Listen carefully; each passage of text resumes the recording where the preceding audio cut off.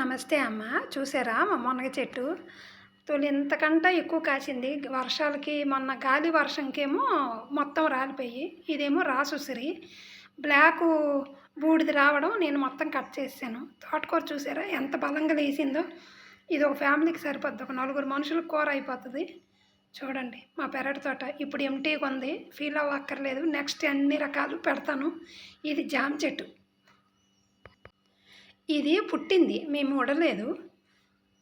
చూడండి మునగ చెట్టు. మా కుటుంబానికి సరిపడా గోంగూర విత్తనాలు వేసాను, అక్కడ పుట్టేసినాయి. చూడండి ఎంత నిండా పువ్వు పిందేసిందో చూడండి. ఇది మూడో కానుపు అనమాట. అంటే 2 సార్లు పూసేయి కాసేయి నేను అమ్మేసినాను కూడా. ఇది పేడ. మనం ధాన్యం ఎంత చక్కగా నిల్వ చేసుకుంటామో మనం తినడానికి, మొక్కలకి ఈ పేడ నేను ఇలాగ నిల్వ చేసుకుంటాను. చూసారా ఎంత చక్కగా మాగింది. ఇది మొక్కలకు మంచి ఫుడ్డు, మంచి ఆహారం. అందుకే మా మొక్కలు హెల్తీగా ఉన్నాయి అన్నమాట. చూడండి నేను తెచ్చుకొని ఆవుల దగ్గరికి వెళ్ళి కలెక్షన్ చేసుకొని తెచ్చుకుంటాను. అందుకే ఇంత చక్కగా పువ్వు పిందెతో నిండుగా ఉంది. చూడండి మొక్కలు చూస్తే నాకు ఎంత హ్యాపీగా ఉందో. ఎంత సైజు వచ్చింది చూసారా? ములంకాయలు చాలా బాగా కాస్తుంది మా చెట్టు. చాలా డబ్బులకు కూడా నేను అమ్మేసినాను. ఈ పెరటి తోటలో ప్రతి కూరగాయ నేను అమ్ముతాను. కరివేపాకు చెట్టు చూడండి ఎంత హెల్తీగా ఉంది. ఇది సపోటా 3 ఏళ్ళ మొక్క. నిరుడు 2-3 కాయలు కాసింది కానీ మన చేతికి రాలేదు. ఇది ఫస్ట్ టైం ఒకటే కాసింది. ఎంతవరకు వస్తుందో చూద్దాం.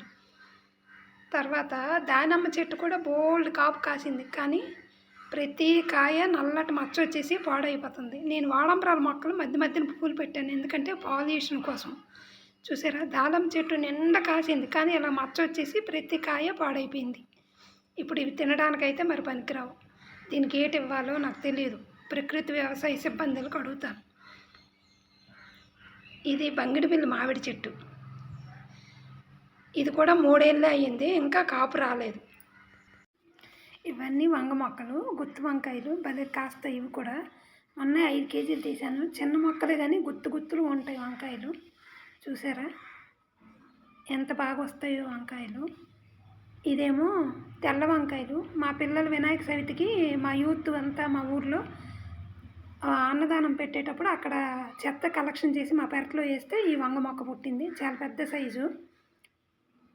ఇది నేను చూసుకోలేదు, ఒకటి పండు అయిపోయింది. పోనీలు విత్తనానికి పనికి వస్తాయి. ఈ మిరప కూడా అదేని, అక్కడ విత్తనమేనే. మా కుటుంబానికి అయితే సరిపోతాయి తాలింపులు పెట్టుకోవడానికి. గోంగూర మొక్కలు 1, 2, 3 పుట్టాయి అక్కడ. అవన్నీ కట్ చేస్తుంటే మళ్ళీ వస్తుంటుంది. ప్రతి శనివారం మేము గోంగూర పప్పు వండుకుంటుంటాము. ఇదేమో కాకర.